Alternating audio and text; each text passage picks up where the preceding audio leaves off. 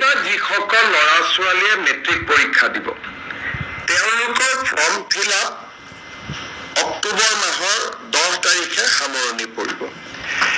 এইবাৰ form fill আপত আমি তেওঁলোকক অনুৰোধ কৰিছো যাতে তেওঁলোকে বেংক একাউণ্ট নম্বৰটো দিয়ে আৰু কেবিনেটে যে অনুমোদন কৰিছে যে 1 নৱেম্বৰৰ পৰা মেট্ৰিক শেষ নোহোৱা পৰ্যন্ত প্ৰত্যেকজন উচ্চতৰ HSLC মেট্ৰিক পৰীক্ষাৰ্থীক আমি প্ৰতি মাহত 300 টকাকৈ তেওঁলোকৰ বেংক একাউণ্টত দিম।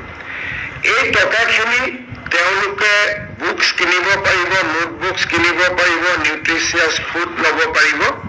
অৰ্থাৎ 5 লাখ ষ্টুডেণ্টে মাহত 300 টকাকৈ অলমষ্ট আমি মেট্ৰিক কোন মাহত হয় নাজানো, যদি এপ্ৰিলত হয় 6 মাহৰ কাৰণে পাব, যদি ফেব্ৰুৱাৰীত হয় 4 মাহৰ কাৰণে হ'ব, যদি মাৰ্চত হয় 5 মাহৰ কাৰণে পাব। তাৰমানে কোনো মেট্ৰিক কেণ্ডিডেটে নিউট্ৰিচিয়াছ ফুড বা কিতাপ পত্ৰ কিনাৰ পৰা বঞ্চিত হ'ব নালাগে।